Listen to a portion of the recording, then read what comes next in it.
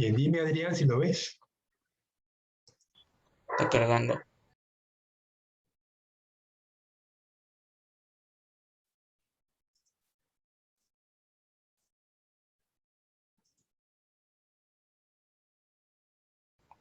Ahora sí. Bien, ya voy a poner más grande.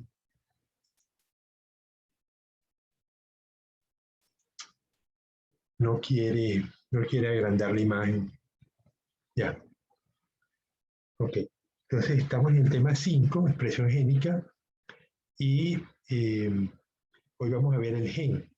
Eh, Del plan de estudio de la asignatura, nos quedan solamente la unidad 5 y la unidad 6. La unidad 6 es muy corta, que es apoptosis. La unidad 5 que están viendo es tiene que ver con el núcleo celular, que ya lo vimos, cromosomas de cariotipo, la síntesis de ADN, la mutación y cómo se repara, ARN, los tipos de ARN, cómo se transcribe la información del ADN y cómo se efectúa la síntesis proteica. Esto es el tema de expresión génica. Es bastante complejo, largo, y nos quedan esta semana, la que viene y la otra. Creo que quedan, ya va, déjame confirmar.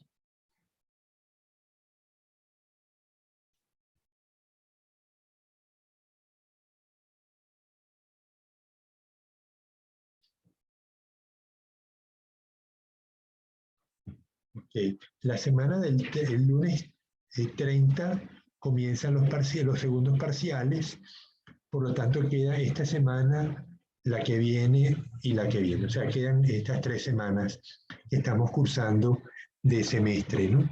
Entonces, para el día viernes 27, voy a ver, para el viernes o para el miércoles, vamos a ver cuándo la profesora María Luisa Aguirre nos puede dispensar unos minutos. Será como unos 20 minutos, quizá que trabajemos con ella en la parte de apoptosis vegetal. Pero vamos a tratar el tema de apoptosis en general y con ella la parte de apoptosis vegetal. Vamos a hacerlo para el día 27 o el 25, dependiendo de cuando ella tenga disponibilidad de tiempo.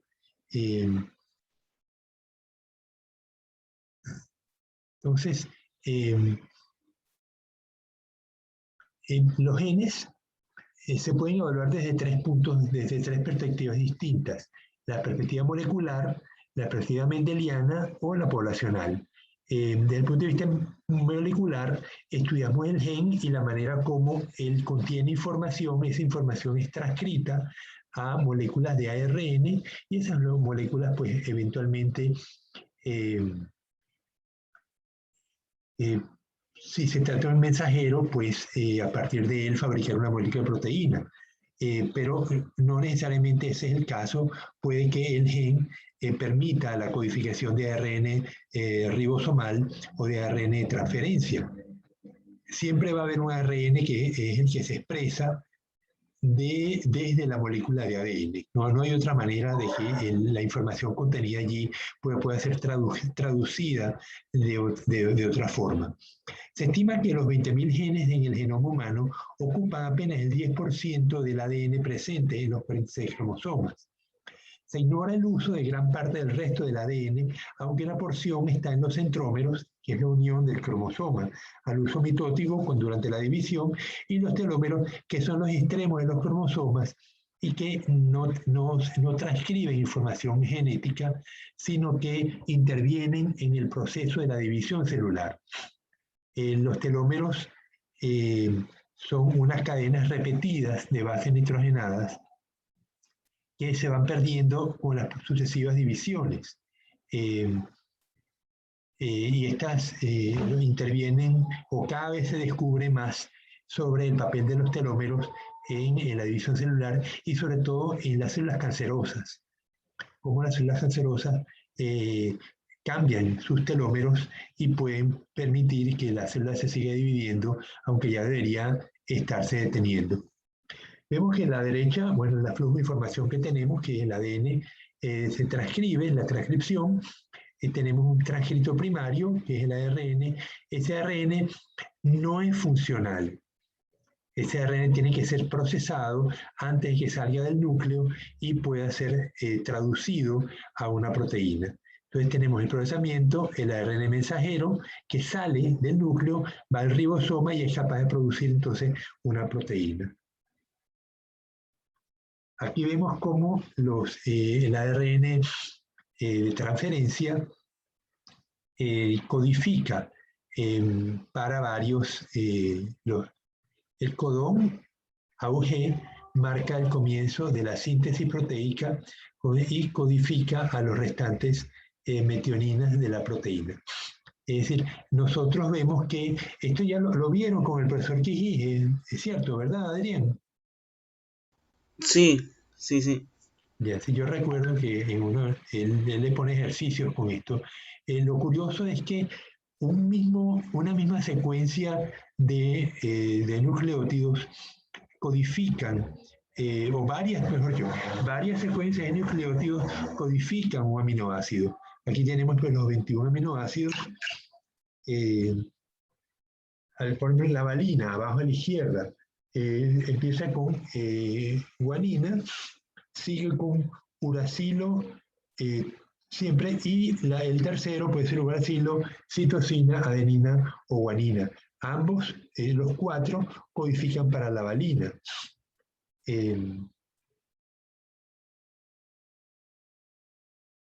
Entonces, esto es las primeras dos bases.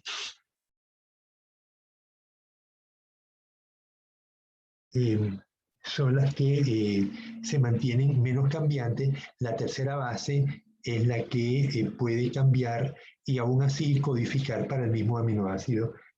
A mí esto me sorprende, ¿no? Sin embargo, así funcionamos, ¿no?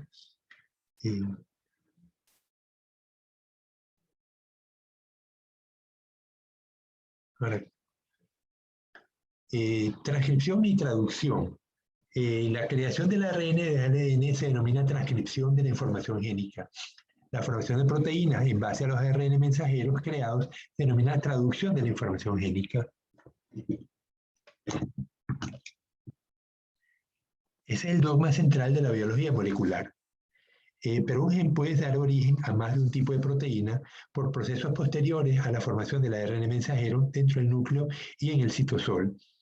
Esto es otra de las cosas que sorprenden, cómo un mismo gen puede dar origen a más de un tipo de proteína y sin embargo, porque es que el ADN puede alargarse, puede acortarse una vez que el ARN está formado. ¿Cuántos tipos de ARN hay? Los más conocidos por todos nosotros, pues el ARN mensajero, que es el que transcribe para formar proteínas, el ARN ribosomal. Los ribosomas constan de 4 distintos tipos de ARN y proteínas. El ARN de transferencia son pequeños ARN que sirven movilizadores de los aminoácidos para la síntesis, durante la síntesis de proteínas en los ribosomas. Luego tenemos un conjunto de ARN que son pequeños. Por ejemplo, Small Cytosolic ARN interviene en ribonucleoproteínas que están a nivel del citosol, mientras que el SNARN, Small Nuclear ARN, forma parte de ribonucleoproteínas que actúan en la síntesis de los ARN mensajeros. Similarmente, tenemos el SNO, Small Nucleolar. La verdad que esto está lleno de errores ortográficos.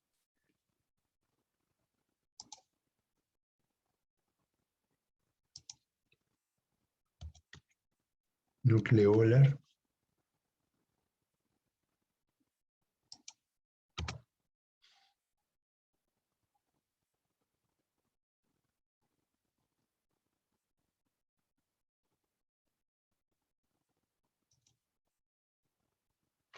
Ok, entonces el esmonucleolar ARN forma parte de las ribonucleoproteínas que actúan en la síntesis de los ARN ribosomales. El ARN telomérico forma parte de las ribonucleoproteínas que están en los telómeros. El ARN XYST actúa en la inactivación de los genes del cromosoma X. Disculpen.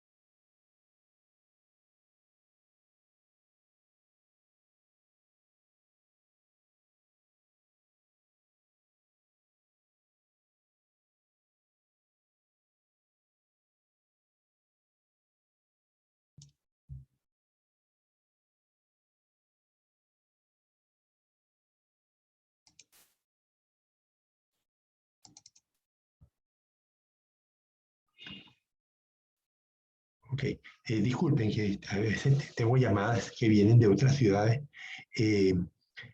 pero las canalizo para atenderlas luego de que salga de clase. Entonces, el ARN XST actúa en la inactivación de los genes del cromosoma X y los ARN transcriptos se los denomina transcriptos. Fíjense que el ARN original, el transcripto primario, tiene una cantidad de envases que no se van a usar y se van a eliminar. Ese proceso de eliminación se denomina modificación del ARN. Vemos acá que tenemos el ADN con unas exones y unos intrones. Son secuencias de bases que el intrón no codifica información genética, el exón sí. Entonces, pero cuando el ARN se transcribe, el transcripto primario tiene los exones y los intrones. Esos intrones deben ser eliminados en la modificación o el procesamiento, y por eso creamos entonces un ARN mensajero funcional que, además de eliminarse los intrones, tiene unas extensiones, unas estructuras que se le colocan al comienzo, que se llama el capuchón, y poliadenina, que se le coloca en el extremo posterior. Luego, que eso ya existe, el ARN de esa manera sale del núcleo y en el citosol pues, puede hacer la traducción y producir la proteína.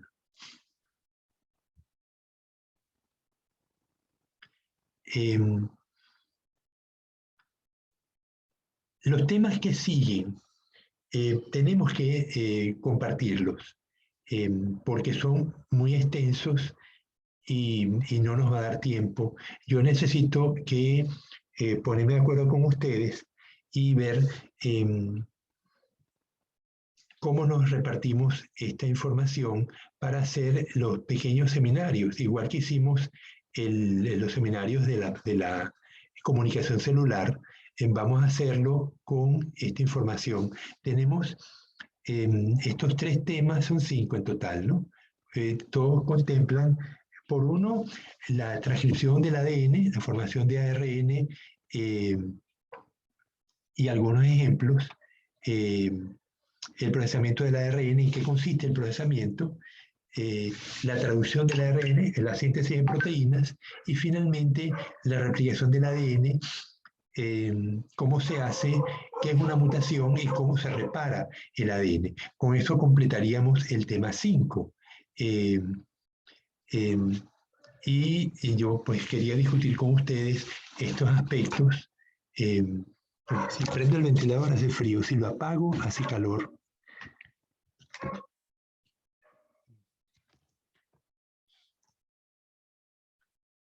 Entonces, ¿qué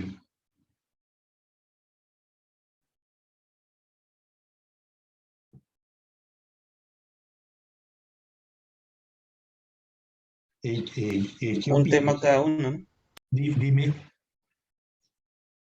¿Cuántos temas son?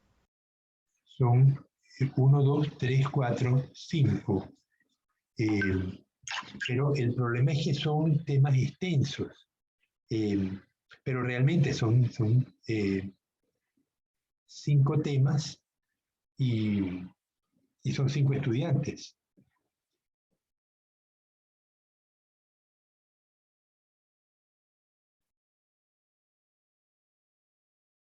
Entonces pudiéramos asignar uno por estudiante y,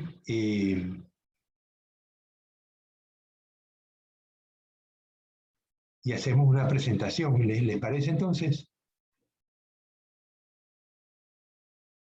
Sí, me parece. Sí. Ya. En el libro, esto lo tomé del libro de Robertis. Ustedes usaron este libro en la exposición, ¿verdad? ¿O usaron otros? Yo usé ese de Robert. De Roberti y el de Clark. ¿Y cuál otro usaste, Fátima? El de Cart. Ah, ok. Ya, ya, ya. Claro. Bueno. Eh, entonces, la cosa sería eh, cómo nos repartimos eh, la información. eh,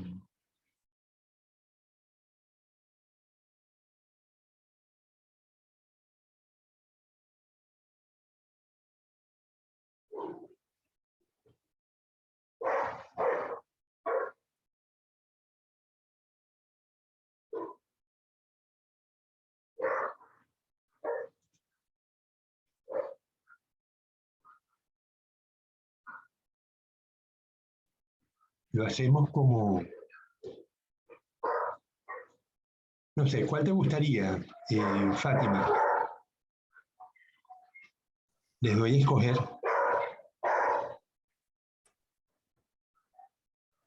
Mm, Todos están muy interesantes. Realmente están bien, bien interesantes. ¿En qué página están, profe, del libro? Están en la página 244, empieza.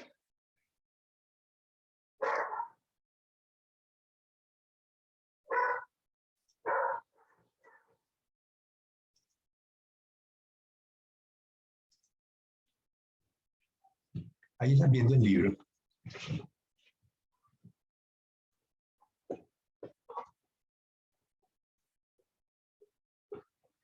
Esta es la página 244 o 245.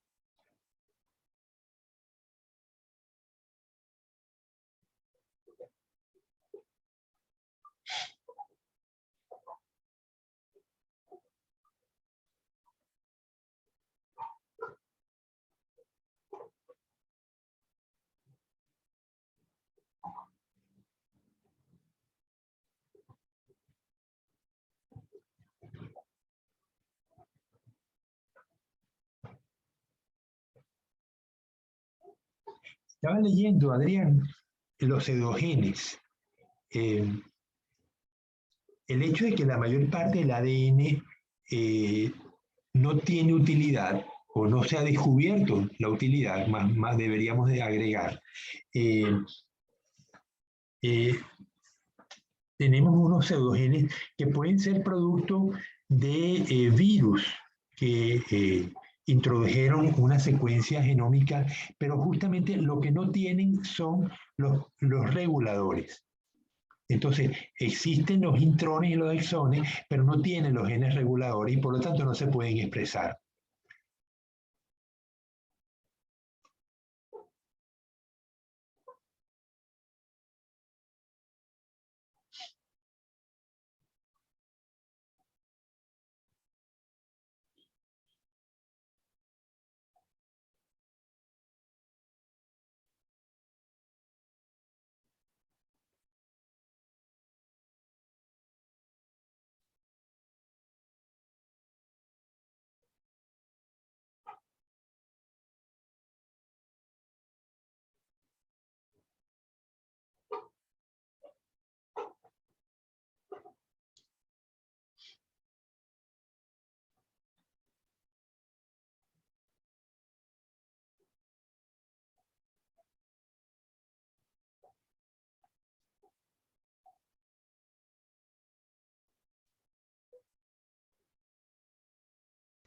hasta el 18, ¿no, profe? ¿A qué te refieres? O sea, el tema empieza desde el punto 14 y hasta el... Va al tema 18, sí, sí, es correcto. Sí, él divide esta parte de expresión génica, lo divide en 5 capítulos. El primero lo llama gen y los otros los va asociando al ADN, al ARN, a la síntesis de proteínas, etcétera, ¿no? Entonces, en la parte del gen, vamos a llamarlo tema 1, vamos a asignárselo a quién. ¿O lo quiere tomar Fátima? Ya, está bien. Fátima. Ok, el 2 voy a verlo. Ok, el 2 es la transcripción del ADN y formación de los ARN. Entonces, transcripción. ¿Te gustaría, Adrián? Bueno, Ok. Luego viene el procesamiento de la ARN, o sea, la modificación, procesamiento. El procesamiento es la modificación del ARN mensajero para hacerlo funcional, la remoción de los intrones y colocación de los extremos. Eso, a ver, ahí vamos a tener que asignárselo a alguien, porque como no están presentes los compañeros, ¿cómo era, profe, ese tema? el ARN lo vimos en la imagen, te los muestro.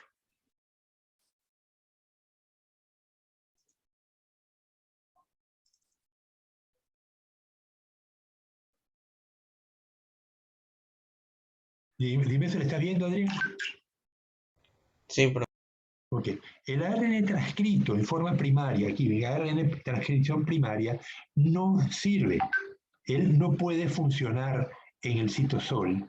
Tiene que ser acomodado después que es producido para que funcione. Lo primero que hacen es, él tiene un conjunto de bases eh, entre los exones. Un segmento de bases se llaman exones y vemos que aquí, por ejemplo, pusieron 3.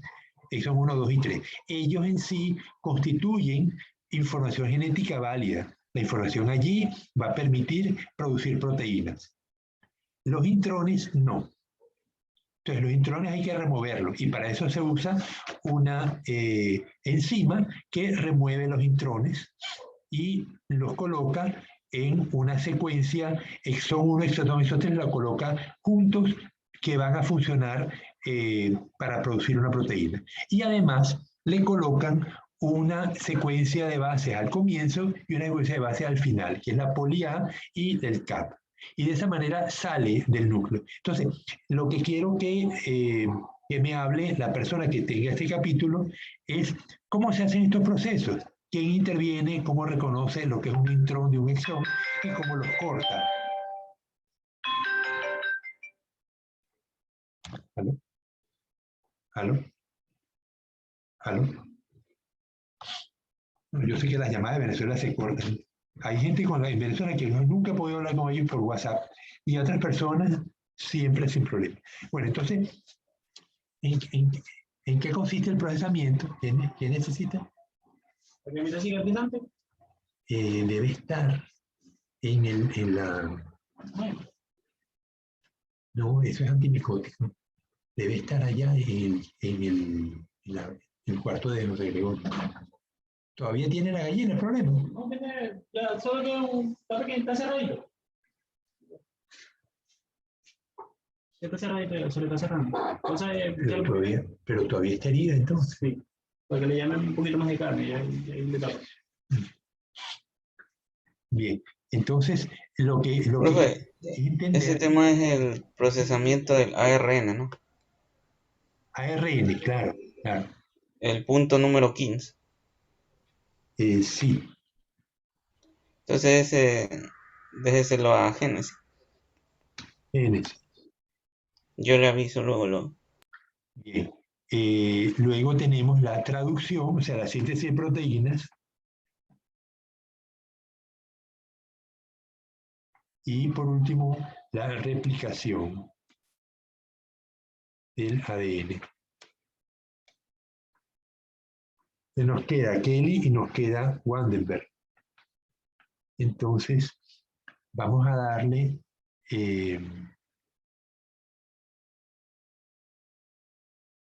síntesis de proteínas. Esto ya lo hemos visto, vamos a dárselo a Kelly.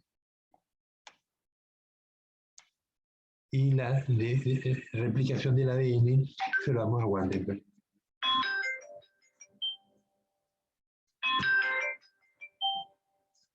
No me está. ¿No? ¿Aló? ¿Aló? Y eso no daría nada, hombre. Ya. Oye, es que yo no sé quién lo... Déjame ver si...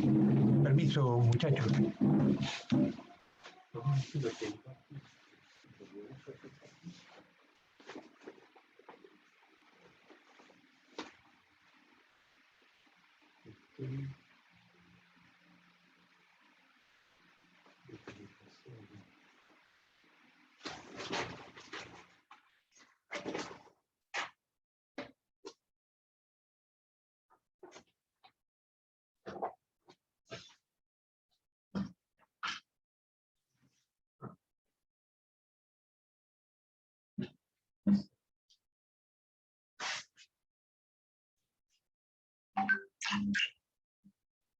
¿No le funcionará eso, madre? Fuimos a Chuca hace años en el cuarto de televisión.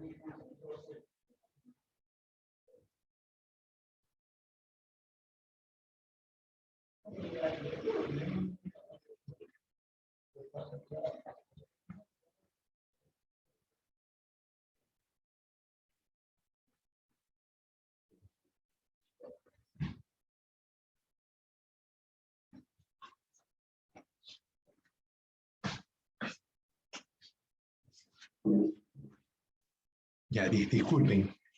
Ok, entonces, Profe, las deposiciones ya serían para la otra semana. no, tenemos que comenzar el viernes.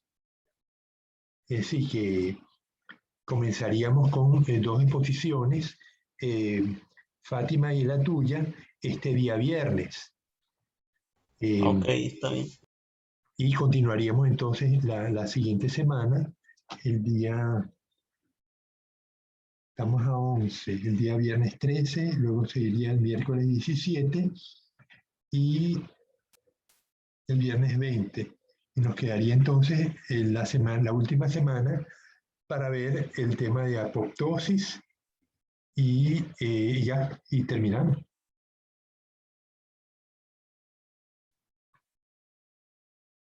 Entonces, yo pienso que nos dé tiempo que Fátima exponga el día viernes 13, Génesis, Yo también, el viernes, ¿no? y si da tiempo, prepara la exposición para el viernes. Si da tiempo la vemos. Es muy probable que sí, porque, oye, Génesis y Fátima no va a estar hablando durante 2 horas. Lo que queremos es una descripción genérica del gen y esto de los sistemas de codificación, cómo es que se expresa el gen, los controladores, lo que justamente lo que impide que los pseudogenes manifiesta en su información es la falta de controles. Y justamente es lo que queremos que Fátima nos hable, ¿no? ¿Qué es esto de los controles de los genes, ¿no? De la expresión génica? Entonces, lo más probable es que entonces a Adrián le tocaría hablar de la transcripción, la formación de los ARN y él luego, en el libro se hablan muchos ejemplos, pero pudieras tomar uno solo o dos si acaso. Dice transcripción del gen del ARN ribosómico 45S, 5S, de transferencia, ARN pequeño. Toma dos nada más, Adrián, porque lo que queremos es que entender el procedimiento de la transcripción. Dos de esos subtemas. Sí, él da 5 ejemplos. 1, 2, 3, 4, 5, 6 ejemplos. Sí, 6 transcripción. Entonces, tomas dos nada más, los que tú quieras. Ok. Los genes de estos ARN pequeños, son genes que codifican estos ARN que muchas de estas cosas son nuevas, ¿no? Son de reciente descubrimiento. Y lo de los telómeros es una cuestión que está en pleno apogeo, ¿no? El papel de los telómeros en la división celular y cómo las células se van dividiendo hasta que el ADN del telómero se agota y ya no puede seguirse dividiendo. Cuando eso ocurre, la célula ya no se puede seguir dividiendo, que es lo curioso, ¿no? Pero cómo la célula cancerosa logra que la telomerasa se active. La telomerasa es una enzima que reconstituye el telómero. Entonces son como células, me parecía, me hacía recordar, Adrián y Fátima, lo del elixir de la vida. Es una sustancia que te tomas y te rejuvenece. Y realmente la telomerasa, esa es la función, rejuvenece la célula, reconstituye los telómeros de los cromosomas y permite que la célula vuelva a dividirse eh, porque la rejuvenece, ¿no? Entonces uno a veces uno oye hablar de estas cosas y te dice, bueno, pero esos son inventos de la ciencia ficción, pero cuando ves que son verdad, que son reales, porque hicieron experimentos y funcionaron, realmente uno no sale de la sorpresa, ¿no? Eh, Profe, y por ejemplo, en el siguiente tema de procesamiento del ARN también se agarrarían solo dos, o ahí sí se habla de todos los subtemas. bueno, el ARN mensajero va a ser,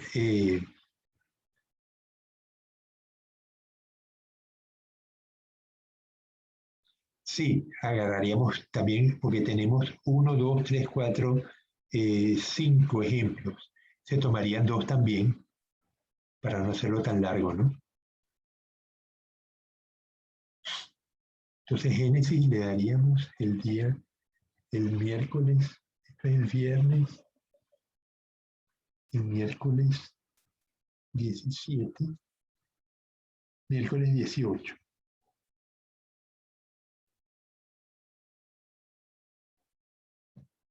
Y el miércoles atrás a Kelly también.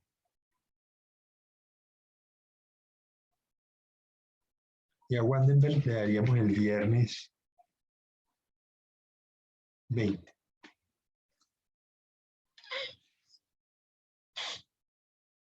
¿Okay? Entonces el miércoles 25 comenzamos con apoptosis. Y terminamos apoptosis el viernes 27.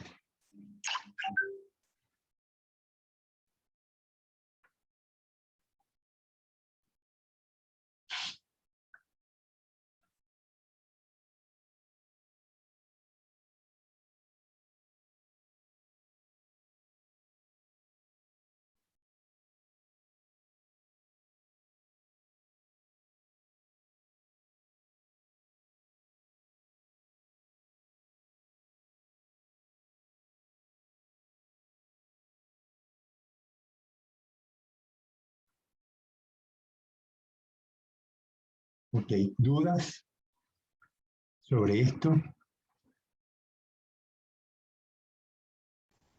No parece. Bueno. Ok, de todas maneras, yo les voy a escribir unas notas para orientar a las exposiciones, Adrián, y se las mando al WhatsApp con las fechas que le toca a cada quien, para que no haya dudas y se orienten.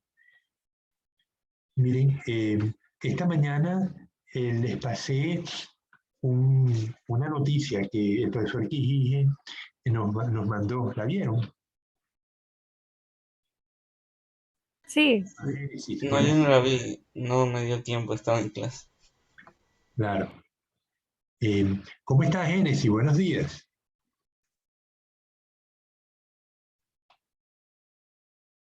Génesis, ¿me oye? Parece que tiene problemas con el micrófono. Génesis, confirma por el chat si tienes problemas con el micrófono.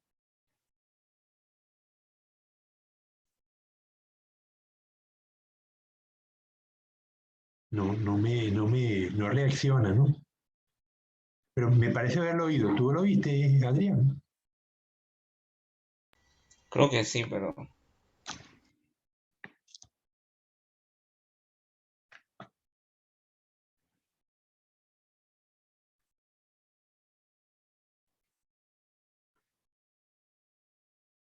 Bueno, lo que te quería mencionar, lo que les quería mencionar era la nota que pasó el profesor Gigi esta mañana sobre unos experimentos que hicieron con cadáveres. Eh,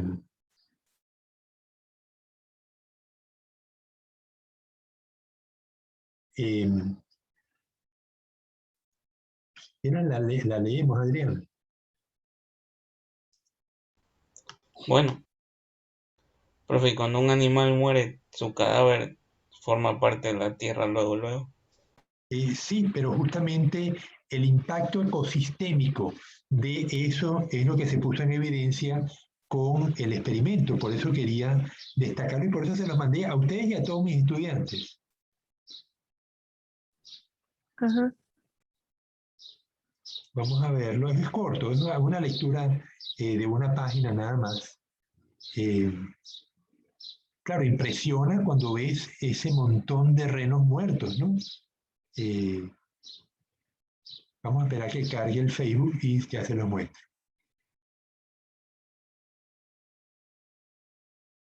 Ok, la página se llama Materia Gris o en inglés Gray Matter Lab Blog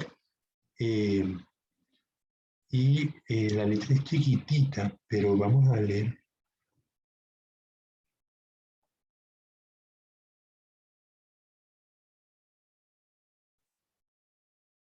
Bueno, vamos a compartir.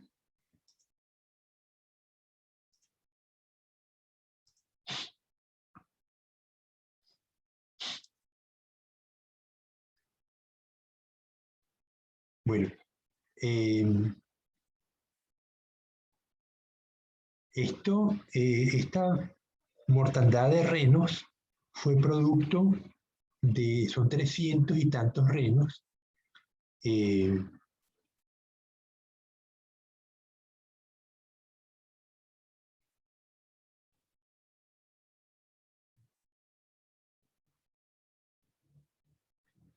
producto de una tormenta.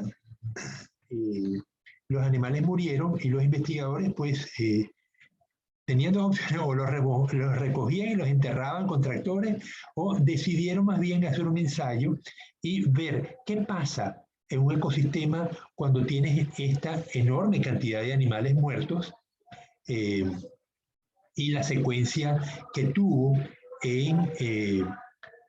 a nivel de especies y en el tiempo, ¿no? Vemos cómo progresivamente los animales pues van desapareciendo. Hay secuencia de animales que llegan, primero llegan los carroñeros, como las águilas, los zorros, y luego van siendo sustituidos progresivamente por otros animales, y es lo que vamos a leer. Entonces dice, curiosidad, vamos a ponerlo más grande. ¿Lo están viendo, Adrián? Sí.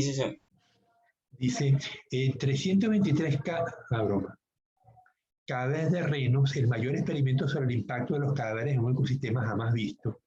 En 2016, un guardabosques se encontró 323 cadáveres de renos en una remota meseta en Hardangervidda, en Noruega, al norte de Noruega. Todos los ejemplares murieron debido a un fenómeno natural de rayos.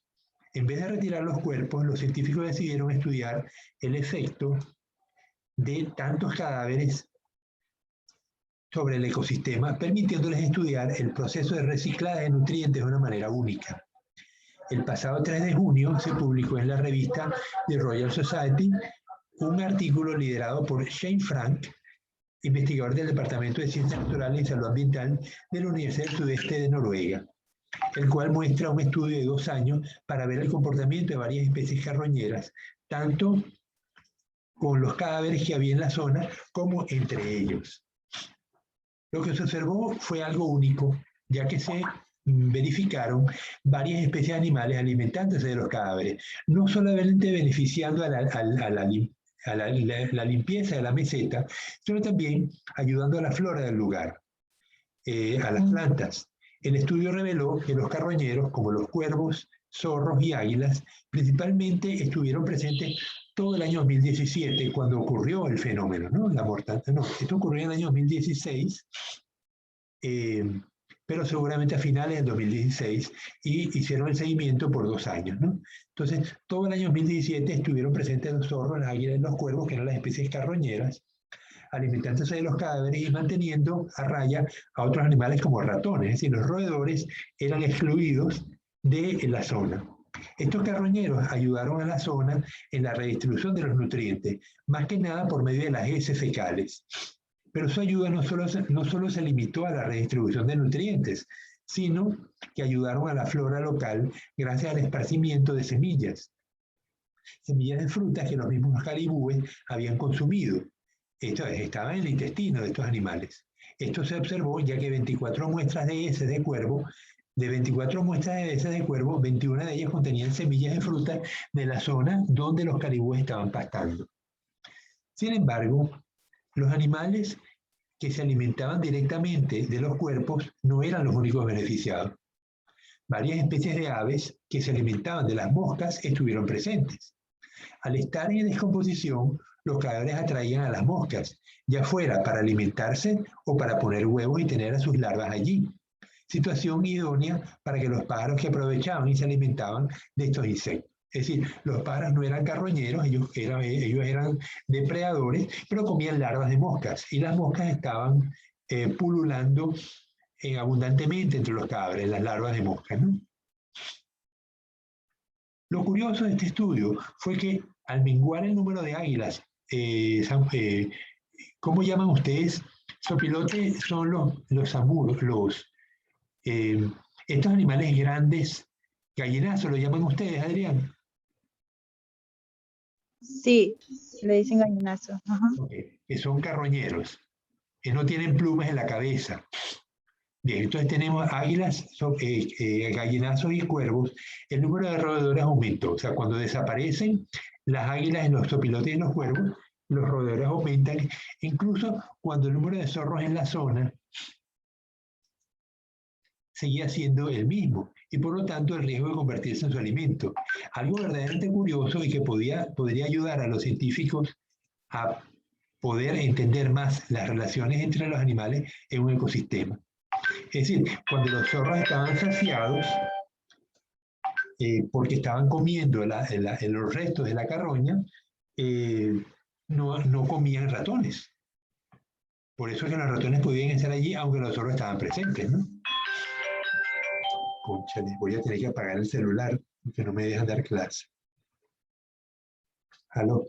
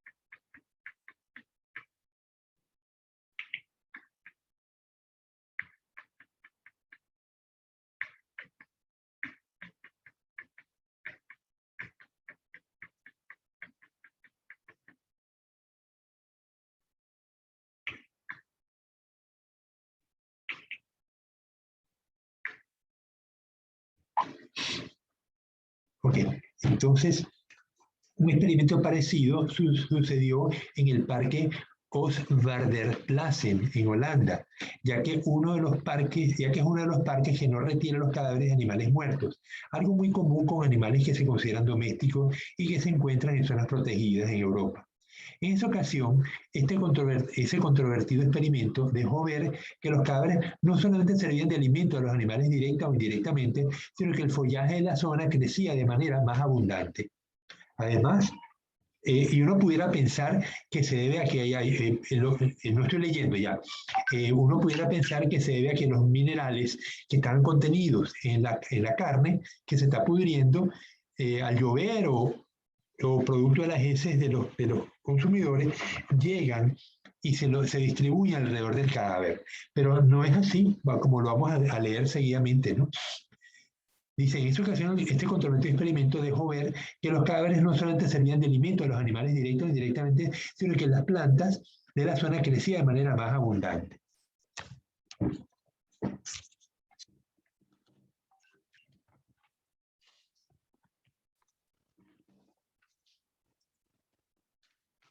Además, al estar cerca del cadáver, los arbustos recibían protección contra los herbívoros, ya que saben lo insalubre que puede ser comer hierba cerca de un cadáver.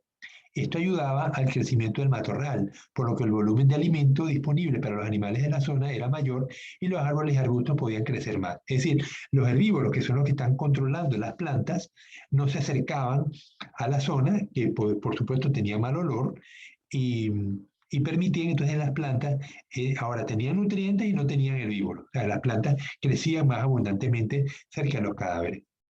Una muestra explícita de por qué los cadáveres son necesarios en un ecosistema y de cómo la materia es reciclada para ser usada como alimento por diferentes tipos de animales y plantas, ya fuese indirecta o directamente del cadáver. Bien, esto era lo que les transmití esta mañana.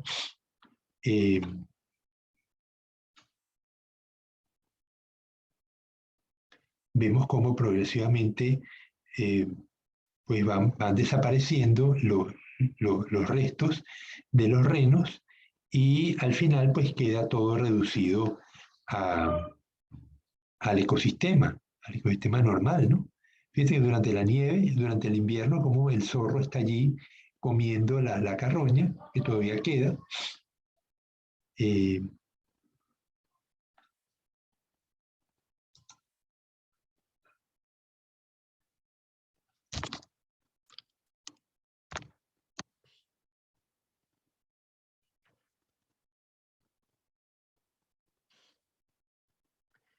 Bien. ¿Qué han oído de la posibilidad de volver a clases presenciales? ¿Han oído algo? Nada. Nada. Fátima, ¿has oído algo? No, tampoco. Es que ni siquiera en los periódicos menciona algo, ¿no? Pero el hecho es que en otras universidades sí están en clases presenciales, al menos la parte de laboratorios, y se esperaba pues que eventualmente nuestra universidad también sea autorizada para comenzar las clases presenciales. Ahora ya pues una buena cantidad de, no sé si todos, pero por lo menos una buena cantidad de docentes y estudiantes están vacunados. Pero algo que me asombra es que las personas aún vacunadas siguen enfermándose. Eso me tiene preocupado, porque uno esperaría pues, que la vacuna funcionara, ¿no? Pero todo el tiempo la gente dice que las vacunas no son 100% efectivas, sino un porcentaje nada más, pero un porcentaje alto, ¿no? Para que una vacuna sea reconocida, tiene que tener por lo menos un 50% de efectividad, si no la OMS no la aprueba, ¿no? Y todas las vacunas que nos están poniendo han sido aprobadas por la OMS. Sin embargo, lo que oigo reiteradamente es que en caso de enfermar, la persona vacunada estaría menos dispuesta a sufrir una enfermedad grave. Pero no sé, ¿qué han oído al respecto, Génesis? Bueno, Génesis creo que tiene problemas con el micrófono, ¿no? Mande, profesor. No, habías oído algo de si las personas aún vacunadas, eh, en caso de enfermar, iban a tener menos impacto por parte de la enfermedad. Claro, porque estamos Claro. protegidos. Ajá. Bueno, yo personalmente esperaría que la protección se manifestara a nivel de que cuando el virus llega es atacado por los anticuerpos, es atacado por los glóbulos blancos que lo reconocen. Pero si la A persona... lo mejor la gente no se cuida bien. Pero, Adrián, yo no sé si es solo un problema de cuidarse, que obviamente interviene, ¿no? Eh, Sino el hecho de por qué, aún teniendo los anticuerpos, el virus es capaz de instalarse en la célula. El hecho de enfermar significa que el virus penetró en la célula. Mientras que cuando el virus es atacado, él es atacado en el momento que él llega, que está en el plasma o está en la superficie celular. Eh, y esto es lo que no logro encontrar explicación, ¿no? Por más que cuando veo estas noticias las leo, porque justamente me preocupa, y no solamente me preocupa, sino que es parte de este curso, eh, cómo, por qué la información celular no es efectiva y a pesar de tener los anticuerpos disponibles, ¿no? Eh, Le voy a consultar a la profesora Patricia a ver si ella nos puede dar eh, una explicación de este fenómeno, porque no lo veo bien explicado. Yo les pasé hace poco un texto eh, donde hablaba de estos temas, ¿no? Eh, ¿Se acuerdan?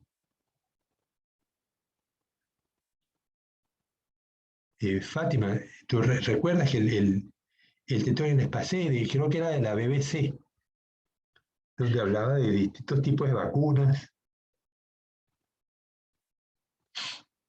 Así fue hace mucho tiempo. Fue hace como 3 semanas. Eh, bueno, tratan de dar la explicación que a mí todavía no me convence de por qué una persona vacunada puede enfermarse.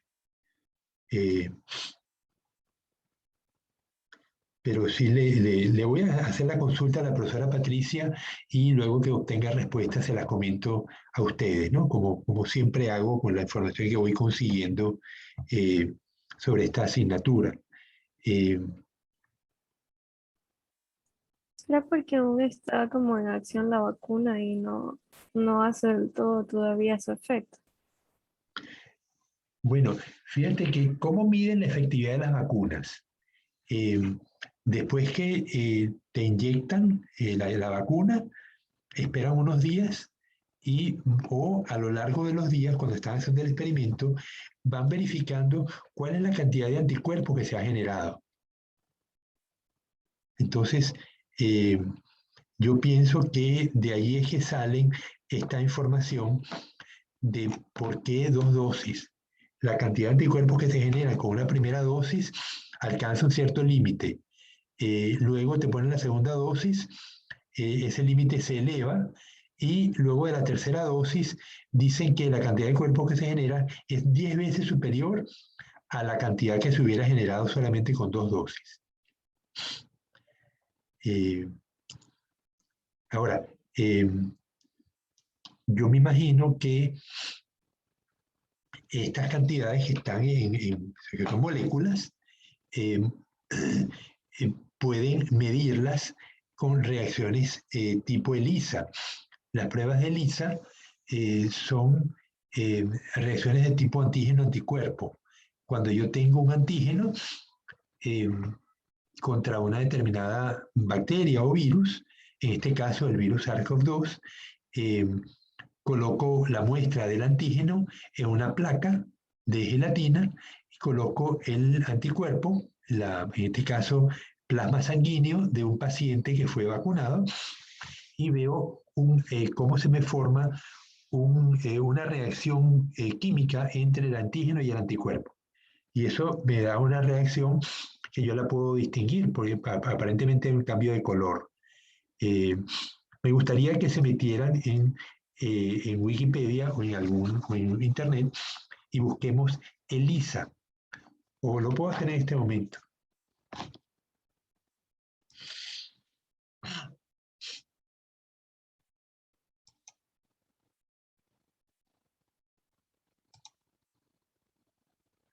Es un examen de sangre. No, es una prueba inmunológica.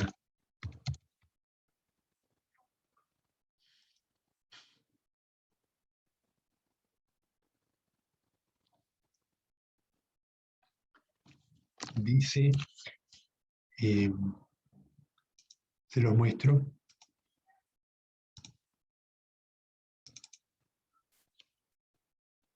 Dime, ¿se ve Génesis? Sí, Que dice la técnica de ELISA, acrónimo en inglés de Enzyme Linked Immunosorbent Assay. O sea, ensayo por inmunoabsorción ligado a enzimas. Es una técnica de inmunoensayo en la cual un antígeno inmovilizado se detecta mediante un anticuerpo enlazado a una enzima capaz de generar un producto detectable, como cambio de color o algún otro tipo. En ocasiones, con el fin de reducir los costos del ensayo, nos encontramos con que existe un anticuerpo primario que reconoce al antígeno y que a su vez es reconocido por un anticuerpo secundario que lleva enlazado a la enzima anteriormente mencionada. La aparición de colorantes permite medir directamente mediante espectrofotometría el antígeno en la muestra. El espectrofotómetro es un aparato que lo ven en pantalla, tiene una luz, esa tapita azul se levanta, se coloca el tubo de ensayo con el líquido y el líquido del tubo de ensayo es atravesado por un haz de luz con un sensor, un emisor de luz de un lado y un sensor de luz del otro. Cuanto mayor color tenga el líquido, menos luz va a pasar. Entonces el espectrofotómetro lo que mide es cantidad de luz que llega al receptor. Eso es todo, ¿no? No es más que un medidor de intensidad luminosa. Pero yo puedo calibrar el instrumento colocando soluciones de concentración conocida y de esa manera, pues, puedo tener una idea de cuál es la concentración de la muestra cuando la comparo con un conjunto de muestras con concentración variable. Entonces, la aparición de colorantes permite medir indirectamente mediante espectrofotometría el antígeno de la muestra. Se usa en muchos laboratorios para determinar si un anticuerpo particular está presente en la muestra de sangre de un paciente. Aunque el procedimiento es rutinario y sencillo, involucra a un gran número de variables, tales como selección del reactivo, temperatura, medición del volumen y tiempo, que si no se ajustan correctamente puede afectar los pasos sucesivos y el resultado de la prueba.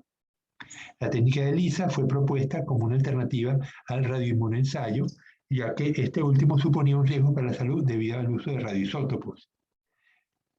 Esta técnica se diferencia de otras basadas en la reacción AGAC, antígeno-anticuerpo, en que la unión a una superficie sólida permite la identificación de reacciones específicas y por lo tanto la obtención de resultados cuantitativos.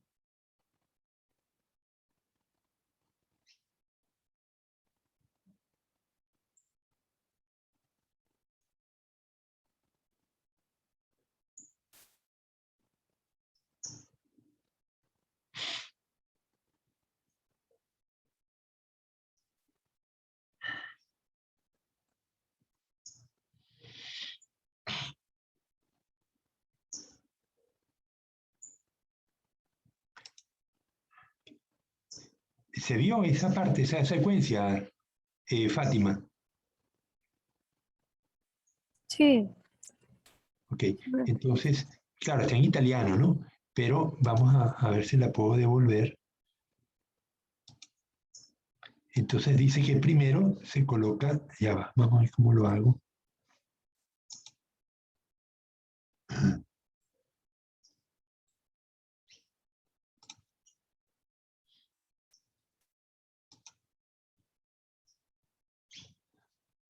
Ok, va a ver, principio básico.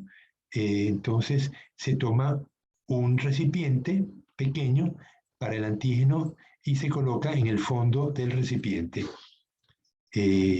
Seguidamente se le agrega una solución, la cual tiene la presencia del antígeno. Le agregamos con el anticuerpo. No, ya va, esto no puede ser, hay que empezar de nuevo.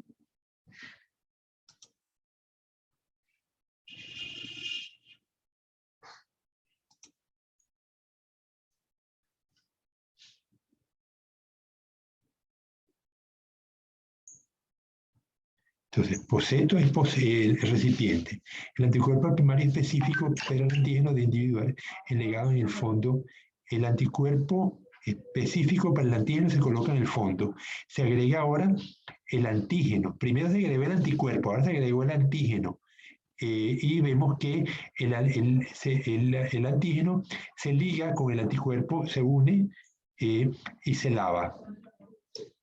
Una vez que se lava, se agrega el anticuerpo secundario específico conjugado con una enzima. Entonces, si la primera reacción dio positivo, que no lo sabemos, el anticuerpo secundario se une al antígeno y lavan de nuevo.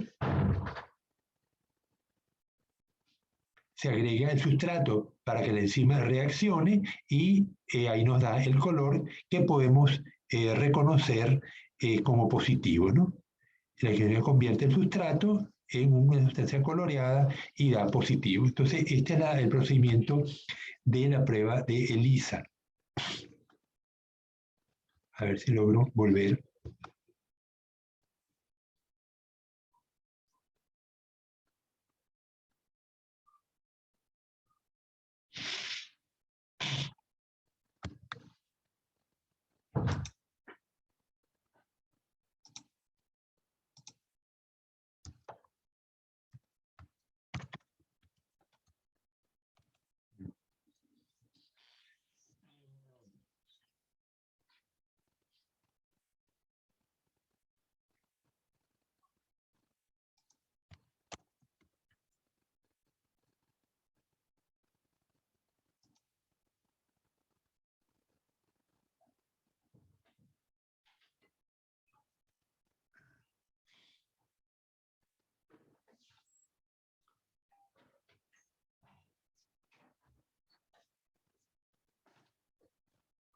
Entonces, aquí a la derecha vemos cómo la intensidad del color cambia. ¿Lo están viendo, Adrián? Sí, Ok, vemos cómo la intensidad del color cambia según la presencia de la cantidad de anticuerpos. Entonces, yo pienso que este mecanismo nos permitiría también saber cuánto anticuerpo ha generado una persona cuando es vacunada una, dos o tres veces, por la intensidad del color que obtenemos en la prueba de ELISA, ¿no?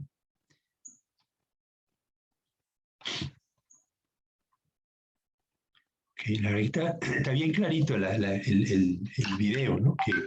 que mostraron estas señores.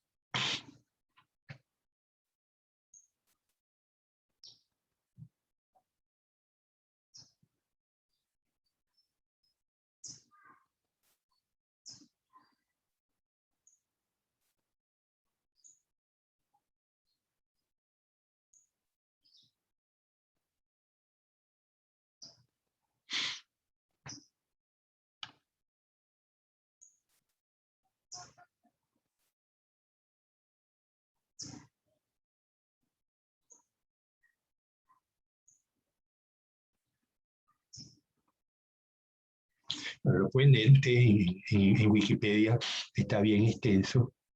Lo importante es que son reacciones específicas, ¿no?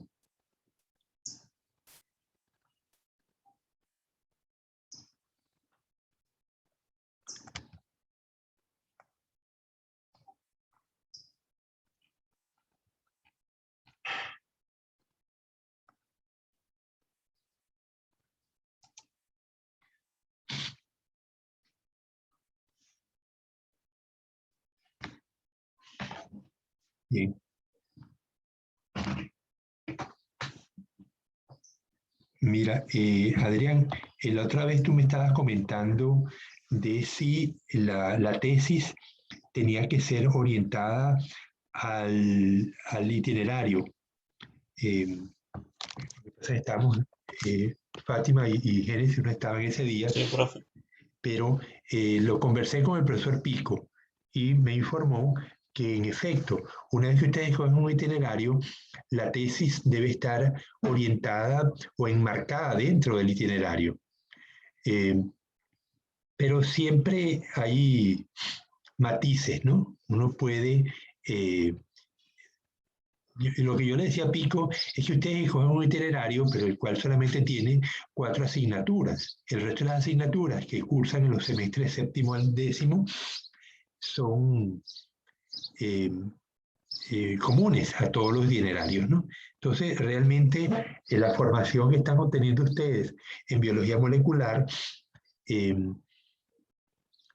no es tan sólida como si todas las asignaturas que cursaran en estos 4 semestres estuvieran orientadas a la biología molecular. Pero siempre podemos darle matices. Pongamos que a ustedes les interesa la acuicultura y un campo de la acuicultura que tiene que ver con biología molecular es justamente la genética. Cómo podemos hacer el reconocimiento de especies de mejor calidad en base a las características moleculares que tengan, ¿no? Muchas veces estamos hablando de que el genoma de un individuo pues tiene toda la información para que el individuo pues se perpetúe en el tiempo. Y ese genoma revela unas características determinadas que nos interesan desde el punto de vista del cultivo. Pongamos que me interesan animales que crezcan más, que me den mayor tamaño, otros que se reproduzcan más rápido. Entonces yo puedo hacer una selección cultivándolos, ¿no? Y escogiendo, que es el sistema tradicional de selección genética. Yo tengo un conjunto de plantas, semillas que planto en mi casa y veo cuáles son las que germinan más rápido, cuáles me dan más frutos, cuál me da flores que tengan unas características determinadas y yo la tomo y la sigo reproduciendo, esa en particular. Eso sería una manera tradicional de hacer mejoramiento genético. Pero otra manera mucho más que se está desarrollando en base a las técnicas moleculares es identificar sustancias que caractericen a ese organismo con esas propiedades que me interesan a mí. Pongamos el ejemplo del cacao. El cacao, cuando tú lo plantas, tarda unos 4 años en dar fruto. Es mucho tiempo, ¿no? para esperar para que una planta dé fruto. Sin embargo, los cacaos se dividen en cacaos criollos y cacaos forasteros. Los forasteros son aquellos que no tienen un olor tan fuerte o casi no tienen olor. Mucho del cacao que se produce en Brasil, en Costa de Marfil, que es el principal productor cacaotero del mundo, es cacao forastero, no huele. Para que el chocolate huela a chocolate, tiene que llevar cacao de Ecuador, si no, no huele. Entonces, en Ecuador tenemos un conjunto de cacaos que los pudiéramos caracterizar por alguna sustancia, usualmente un metabolito secundario, o sea, no proteínas, sino moléculas complejas, tipo terpenos. Entonces, yo pudiera hacer una caracterización de los cacaos ecuatorianos eh, y veo qué relación tiene los metabolitos secundarios con la calidad del cacao. Trabajo con cacao forasteros que me traigo de Brasil y cacaos ecuatorianos o cacaos venezolanos o colombianos. A fin de cuentas, el cacao surgió en estos países, ¿no? De hecho, se supone que el origen viene de la serranía entre Venezuela y Colombia.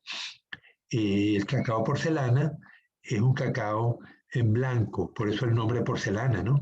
Eh, ¿Tú conoces el cacao? ¿Has visto semillas de cacao, Adrián? Cuando las picas, Sí, profe. ¿de qué color son? Cuando abres la semilla de cacao, cuando la muerdes. Cafecita. Cafecita. ¿Y tú, Fátima, has abierto semillas de cacao? No, Nunca. ¿En Génesis? Tampoco. No, profe. Ya. Bueno, el cacao es morado, pero tiene distintas tonalidades. El cacao normal, ¿no? El cacao criollo. Pero el cacao porcelana es un cacao criollo muy especial que es blanco. Cuando tú lo muerdes o lo picas la semilla, es blanca. Y ese cacao solamente se da allí, en esa región al sur del lago de Maracaibo. Hemos tratado de cultivarlo en otros sitios y no se da, no crece. Son unas condiciones de clima, humedad, suelo tan particulares y se supone que los cacaos vinieron de allí, el origen del cacao, ¿no? Eh, entonces, uno pudiera tomar variedades de cacao y le hace un análisis de los distintos terpenos que tienen esas variedades en el fruto o en las hojas. Y luego yo puedo entonces asociar presencia de metabolitos secundarios con calidad del cacao. Si yo los he caracterizado, yo pudiera entonces tomar una hoja. Ya va, está llamando de la facultad. Segundo. ¿Aló, Betsy? ¿Cómo de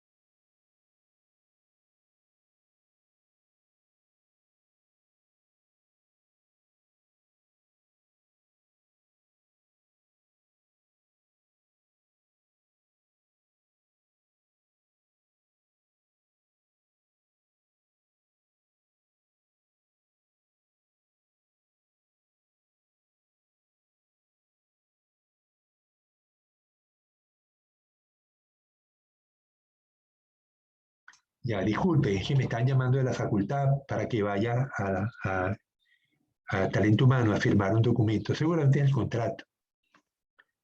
Eh, bien, permíteme un momentico que voy al baño, ya vuelvo con usted.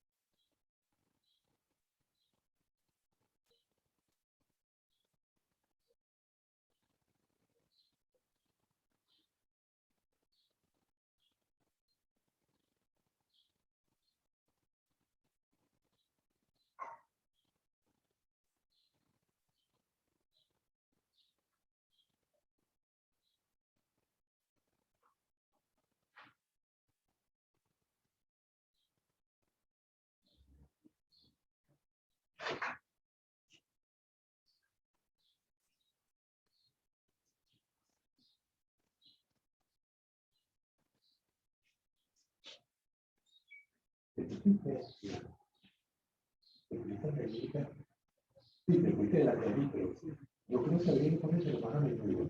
La lección, la reacción.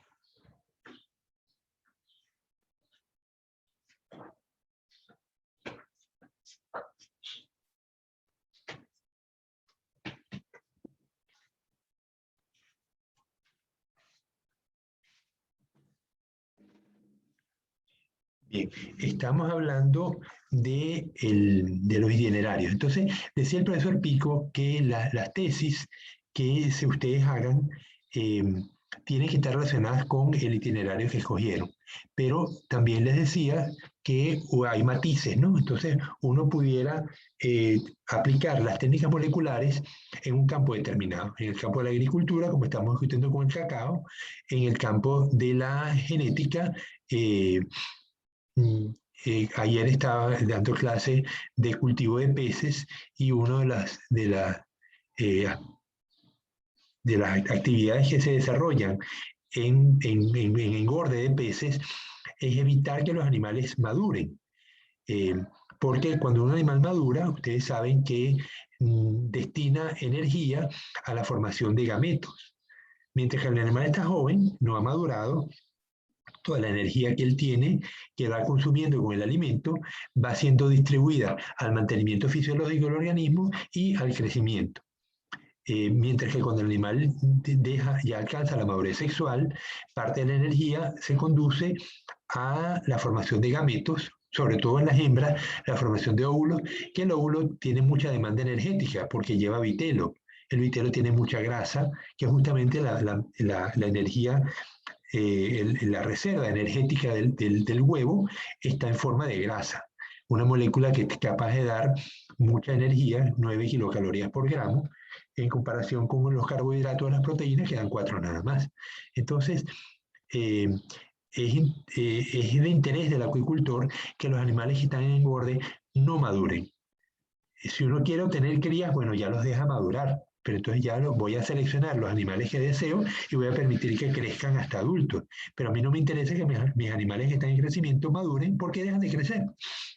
Entonces, una técnica que se ha usado es que durante la reproducción, antes que se separen, de que se separen los cromosomas en la metafase, yo le doy un shock térmico a los huevos de peces. Pongamos si son huevos de trucha, que la trucha se mantiene a una temperatura de 8 a 10 grados centígrados, yo los pongo durante un periodo más o menos largo de 1 o 2 horas a 15 grados y luego los subo a 28 grados durante unos minutos. Luego los vuelvo a poner a 10 grados donde ellos estaban originalmente. Entonces ese shock térmico me va a provocar que los cromosomas no se separen después de la metafase y la célula se detiene la mitosis, pero la célula tiene ahora el doble de los cromosomas, así que ahora tenemos un individuo tetraploide. Entonces el cromosoma se integra de nuevo, acuérdense que los cromosomas ¿cómo lo llamaríamos? Ellos están enrollados, el ADN está enrollado con las histonas, pero durante la interfase los cromosomas desaparecen de la vista. Y eso significa que se dispersa el material de ADN que estaba concentrado en el cromosoma. Entonces, de esta manera, yo genero un individuo que tiene el doble del número de cromosomas. Tiene cuatro pares de cromosomas y ese animal es estéril. Pero sigue viviendo. O sea, obviamente era un huevo, ¿no? Con lo que trabajé. Yo voy a permitir que ese huevo siga su proceso al volverlo a poner a 10 grados centígrados. Él sigue su proceso de reproducción. Eventualmente va a entrar a metafase nuevamente, se van a dividir los cromosomas, pero él va a mantener sus 4 juegos de cromosomas. Entonces, son individuos que suelen ser más grandes. El núcleo, el nucleolo suele ser más grande también. y yo los puedo distinguir porque tienen 4 nucleolos. Entonces, esta técnica, que es una técnica molecular, se usa en acuicultura con la finalidad de producir individuos estériles.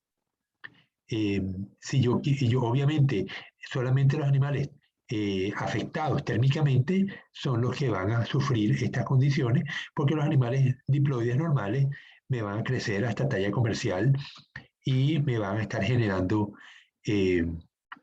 progenie, ¿no? Progenie fértil, ¿no? Entonces, fíjense cómo yo puedo tener interés en biología molecular, pero oriento mi tesis hacia aplicaciones en la botánica, como es reconocimiento de variedades interesantes para el país en base a técnicas moleculares. O sea, yo no tengo que esperar 4 años para saber que una planta de cacao es de cacao criollo de alta calidad, porque tomo una muestra de hoja, si es de fruto, obviamente el fruto es el que me indica la calidad, pero yo no quiero esperar 4 años que se me produzca el fruto. Yo con una muestra de hoja me basta para saber si ese cacao va a ser de calidad o no. Entonces, en el caso de la... Otro caso que les traía era el de la comunicación celular. En las clases pasadas, cuando ustedes prepararon los seminarios, ¿se acuerdan del calamar? Que empezaba el capítulo del libro de Descartes. ¿Se acuerda, Fátima?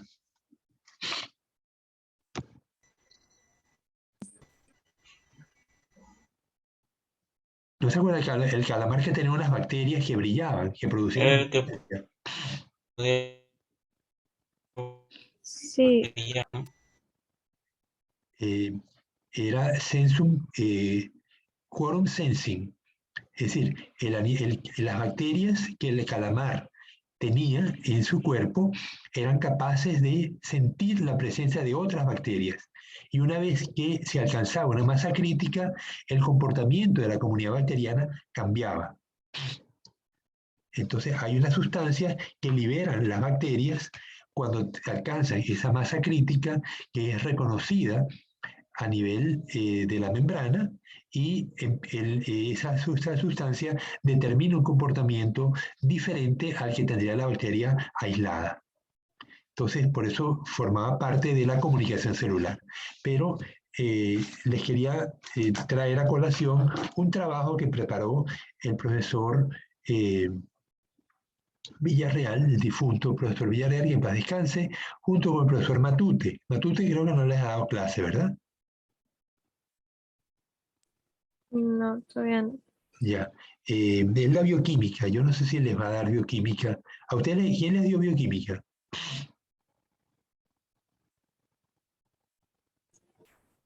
Un profesor que es medio agarrado. Agarrado. Profesor Zavala. Zavala, pero Zavala y parece un atleta, que llaman el Sí, Tuco. Este, Ok.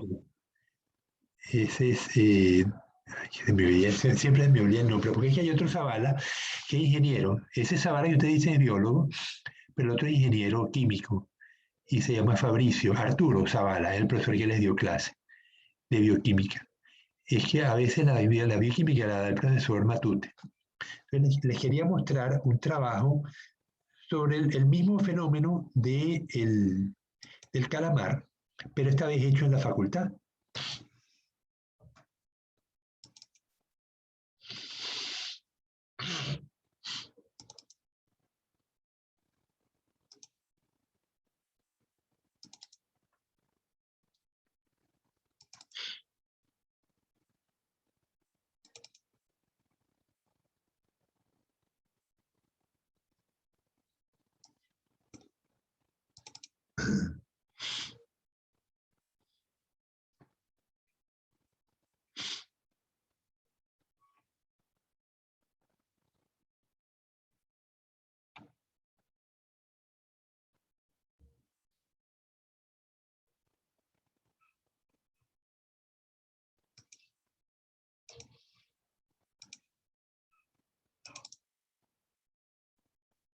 Ok, ¿lo leen? ¿Lo pueden ver?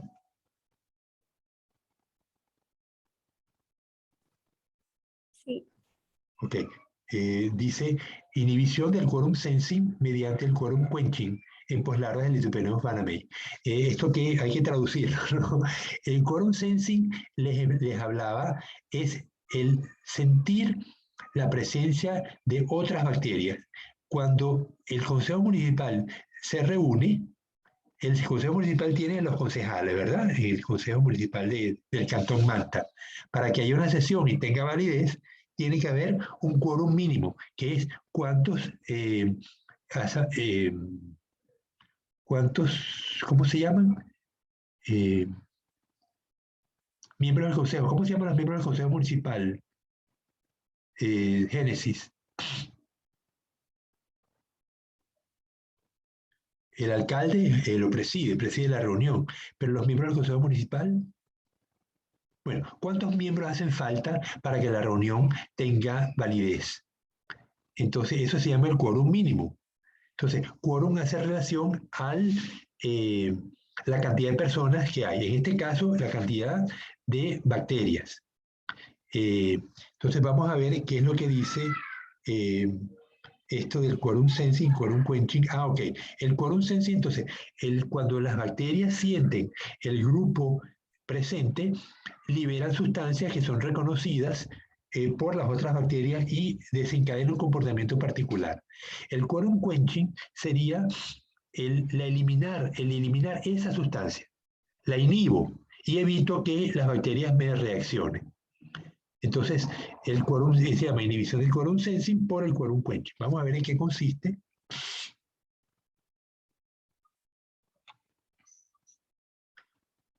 Dice, el cultivo del camarón blanco es un recurso acuícola de gran importancia económica a nivel mundial, sin embargo es severamente afectado por varios tipos de enfermedades infecciosas, principalmente virales y bacterianas.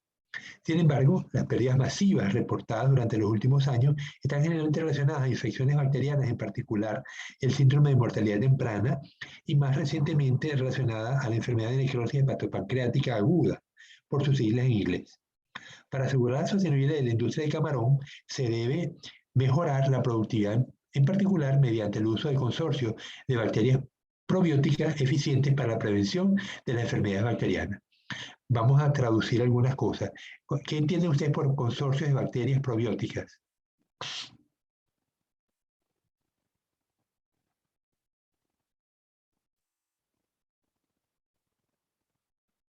Consorcio. ¿Qué es un consorcio en el área comercial?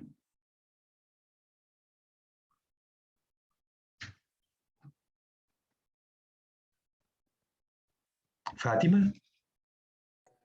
Como una asociación, algo con bastantes integrantes.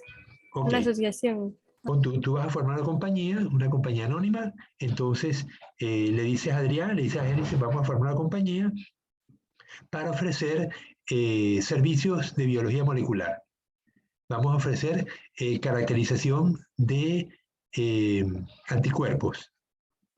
Entonces queremos, las personas que quieran verificar si las vacunas fueron efectivas, nosotros le tomamos una muestra, pues voy a inventar una muestra de, bueno, lo lógico es una muestra de sangre, ¿no? Le tomamos una muestra de sangre y con pruebas de ELISA verifica si la cantidad de anticuerpos que tiene la persona. Si la persona, eso le da una indicación de cuán efectiva fue la vacuna que la persona se puso y cuán expuesta está a contraer una enfermedad, contraer la enfermedad del COVID-19. Entonces, tú te asocias con Génesis y con Adrián y forman un consorcio, una compañía anónima.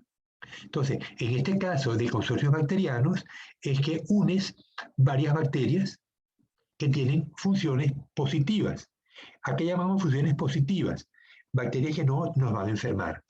Por ejemplo, las bacterias que se usan para producir el yogur son lactobacillus y pueden ser varias bacterias. Entonces, yo puedo tomar yogur de manta, un yogur de esmeraldas, un yogur de Quito, y es posible que el lactobacillus que tenga el yogur de Quito sea distinto al que tiene el yogur de esmeraldas. Pero yo me las traigo y hago una mezcla de los lactobacillus de las distintas localidades y ahora tengo un consorcio. ¿Se dan cuenta cómo va la cosa? ¿Fátima? Sí, Ok. la unión de ambos. Un conjunto. Tú unes las bacterias en un mismo tubo de ensayo y las vamos a usar con fines determinados.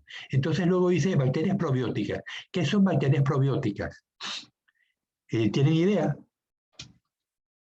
Génesis, ¿tienes idea de qué es una bacteria probiótica?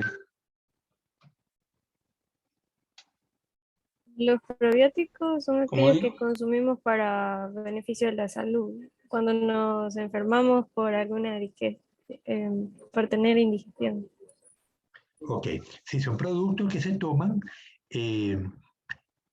para beneficio del individuo, pero no cualquier producto. Los probióticos son bacterias. Los prebióticos sí son productos químicos que se toman para mejorar la salud, pero los probióticos son bacterias positivas, bacterias que en el intestino me van a ayudar a hacer la digestión porque esas bacterias tienen baterías enzimáticas que yo no tengo. Entonces, si yo las tengo en mi intestino, ellas van a liberar enzimas que van a digerir las sustancias mejor de lo que lo haría yo mismo si no las tuviera. Porque yo produzco una cantidad de enzimas, pero las que ellas producen, yo no las puedo producir. Entonces, al tenerlas en mi intestino, yo me beneficio de la presencia de esa bacteria. Entonces se llaman bacterias probióticas. Últimamente, en las últimas décadas, se han sustituido el uso de antibióticos en las lagunas de cultivo, tanto de tilapia como de truchas, como de camarones, por el uso de probióticos.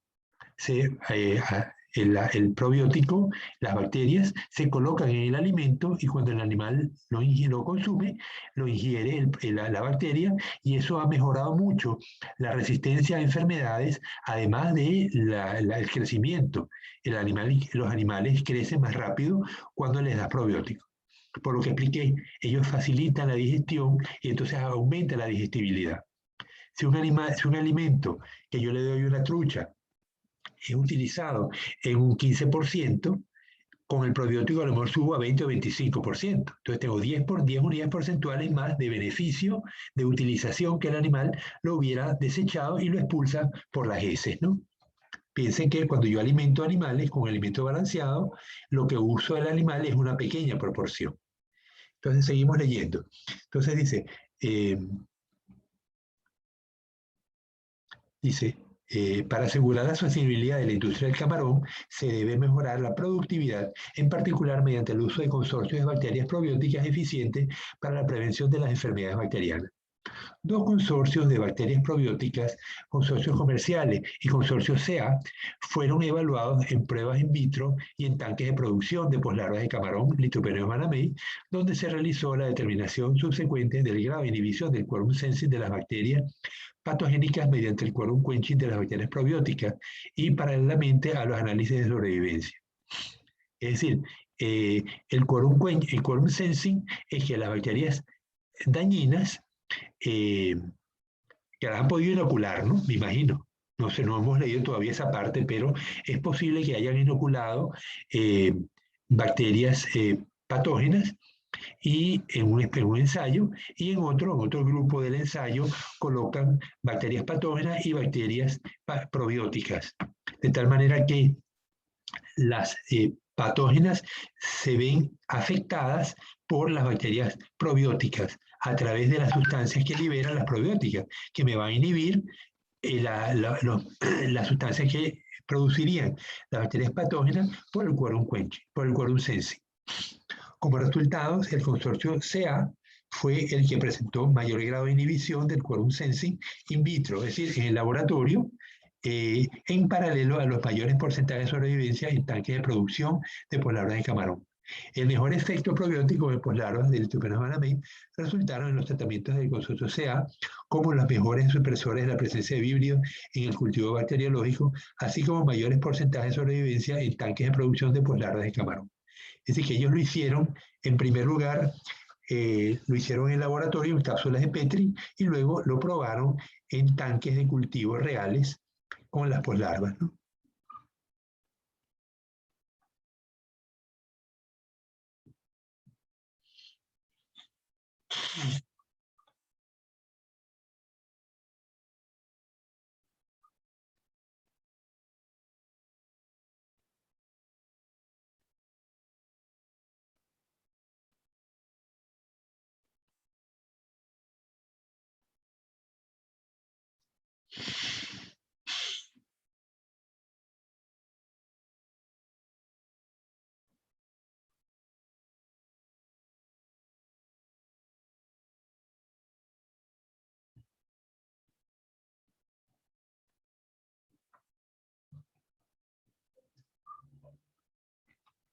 Vamos a seguir leyendo porque me interesa, están hablando de temas que son muy particulares de esta asignatura, pero hablan de plásmidos.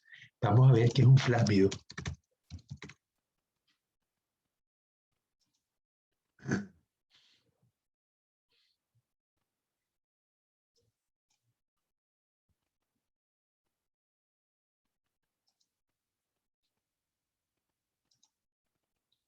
En unos minutos tengo que dejarlo, porque tengo que ir a la universidad.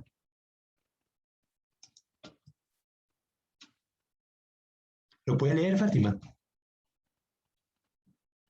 Sí, Sí, profe. Léelo, por favor, Fátima, dice los plásmidos. los plásmidos son moléculas de ADN extracromosómico generalmente circular que se replican de manera autónoma y se transmiten. Este último proceso llamado conjugación, independientemente del ADN cromosómico.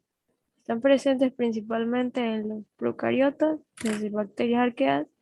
En los eucariotas solamente se encuentran en levaduras, pero también se han detectado plásmidos inactivos en las mitocondrias y los cloroplastos, puesto que estos son orgánulos son de origen bacteriano. Infecciosos son No son ejemplos infecciosos. del No son infecciosos. no son infecciones, patógenos. Son ejemplos de elementos genéticos móviles junto con los transposones y los virus constituyen vehículos para la transferencia horizontal de genes. Los plásmidos están físicamente separados del cromosoma del hueso. Tienen un tamaño de 3 a 10 kilobytes Kilobyte. kilobyte Bueno, no que sé si kilobyte. Sigue. Y pueden portar un número de 30 a 100 genes. El número de plásmidos por célula puede variar, dependiendo del tipo, desde una sola copia hasta algunos cientos.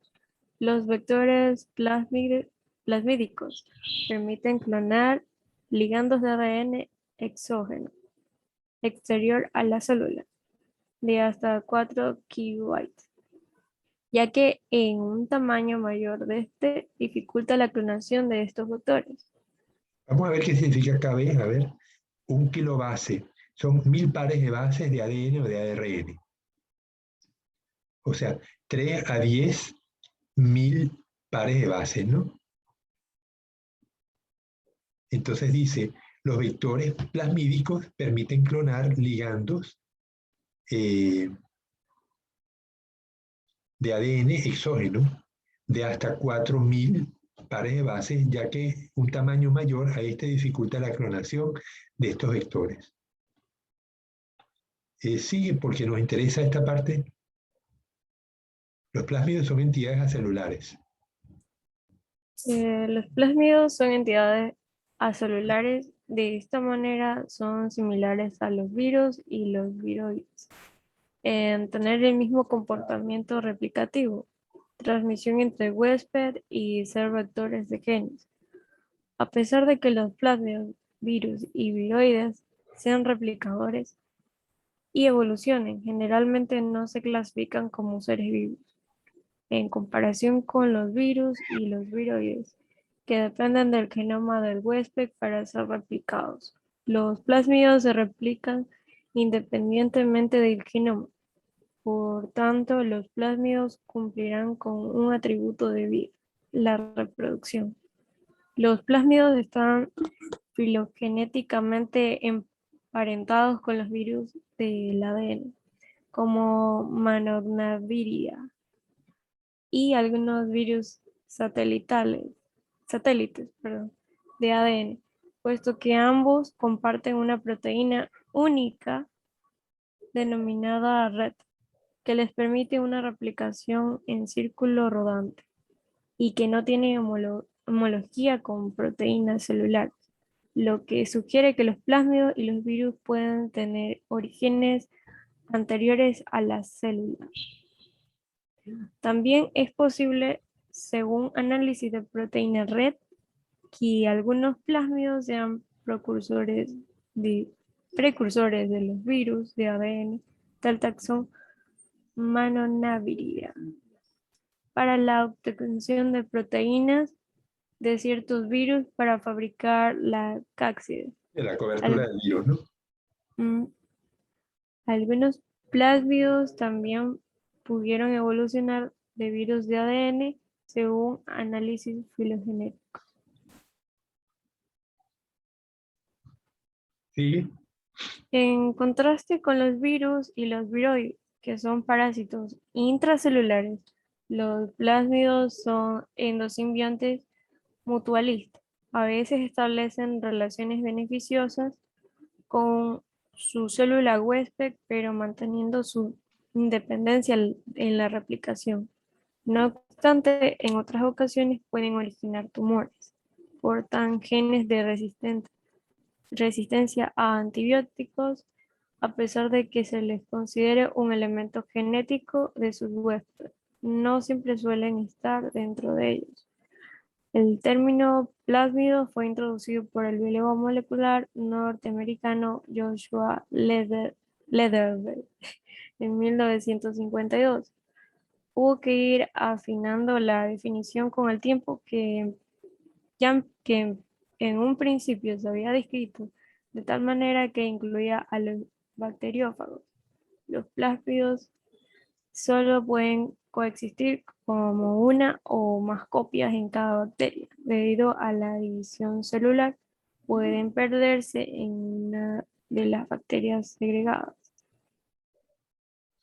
Pueden ser introducidos en las células bacterianas por un proceso de transformación. Por eso se utilizan como vectores de clonación. Todos los vectores de clonación deben tener al menos un origen de replicación para poder obtener más de una copia del mismo en la célula infectada.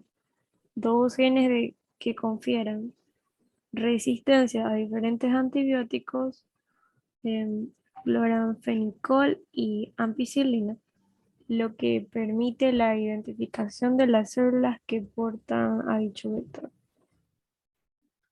Bueno, es largo el artículo, ¿no? Lo que quiero es volver ya sabemos que no es un plásmido. Fíjense que son segmentos de ADN que están extracelulares y que pueden ser incorporados a la célula.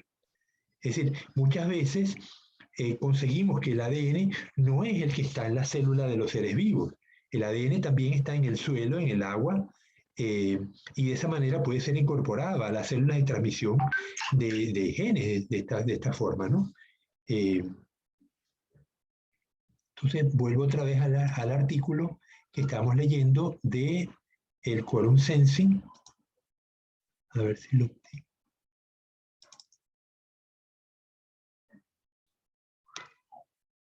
Entonces dice, las grandes pérdidas masivas reportadas durante los últimos años están generalmente relacionadas a infecciones bacterianas, en particular mortalidad y síndrome de mortalidad temprana, y más reciente relacionada con enfermedad de necrosis hepatopoética aguda. Estudios epidemiológicos y datos moleculares se han realizado en algunos países afectados por el síndrome, los dos enfermedades que mencionamos anteriormente, donde Vibrio parhemolyticus se caracterizó como causante de la mortal pandemia.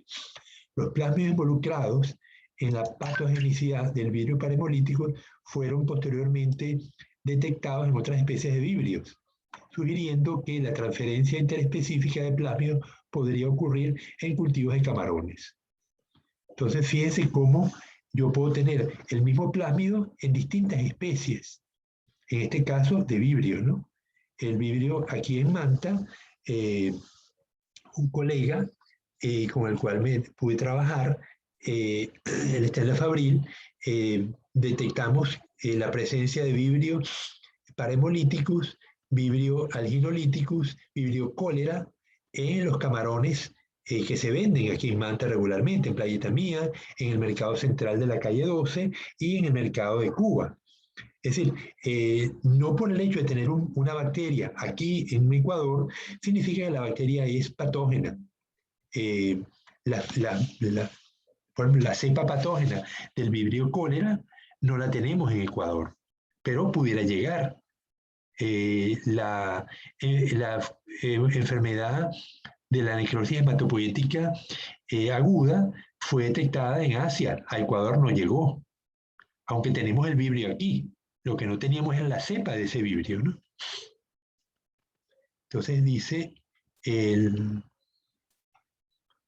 la patogenicidad del vibrio está involucrado el proceso de quorum sensing, que es la comunicación bacteriana regulada por pequeñas moléculas de señalización difusibles, N-acylated hemoserinlactona, incluyendo C6 hemoserinlactona, N-hexanoil, L-homoserinlactona.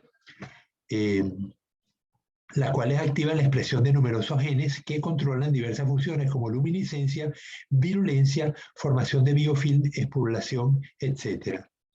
Sin embargo, la inhibición del quorum sensing o quorum quenching ha sido propuesta como una nueva estrategia para atenuar la patogenicidad bacteriana mediante el uso de bacterias probióticas que degraden la señal involucrada en la detección del quorum sensing, así como de otros beneficios sobre el hospedero, mejorando la asimilación de alimentos, valor nutricional y mejoramiento de la respuesta del huésped ante enfermedades. Varios estudios relacionados a la inhibición del quorum sensing mediante el quorum quenching han sido publicados. El equipo de Vinoj y colaboradores evaluaron la actividad del quorum quenching de la AHL lactonasa de Bacillus licheniformis para inhibir la formación de biofilm del vibrio in vitro y reducir la colonización intestinal y mortalidad del camarón, sugiriendo que la actividad del quorum quenching de Bacillus licheniformis puede ser desarrollada para su uso como un tratamiento profiláctico para inhibir o reducir la colonización de vibrio y la mortalidad de los camarones en la acuicultura, además de otros estudios como Rayesh y colaboradores. En el presente estudio se analizó los efectos del consorcio de bacterias probióticas comerciales y el consorcio CA1 sobre el grado de inhibición del quorum sensing de las bacterias patogénicas y en tanques de producción de poslarvas de camarón paralelamente a los análisis de sobrevivencia. Entonces, bueno, aquí vemos cómo ellos asocian la patogenicidad del vibrio a el quorum sensing. O sea, el vibrio, cuando está en alta densidad en el intestino del camarón, puede generar estas sustancias que me provocan que el virus se vuelva virulento. La N-acylated hemoserinlactona, ¿no? Entonces, el quorum quenching funciona con inhibidores de esta sustancia, ¿no? Que es agregando bacillus como un Bacillus licheniformis como una de las opciones que existen para reducir el quorum sensing. Bien. Esto se los pasé a sus correos. No, profe. No, ok. Se los paso entonces para que lo sigan leyendo ustedes por interés, pues me parece un estudio interesante y hecho aquí en casa, pues. Bien, tengo que dejarlos para irme a la universidad, así que entonces les paso las instrucciones, se las pasaré esta tarde al WhatsApp para que empecemos a preparar entonces las exposiciones el día viernes. Bien, Ok, profe. Génesis, nos vemos Sí. entonces, ya les pongo el trabajo en su WhatsApp. Hasta luego. Hasta luego.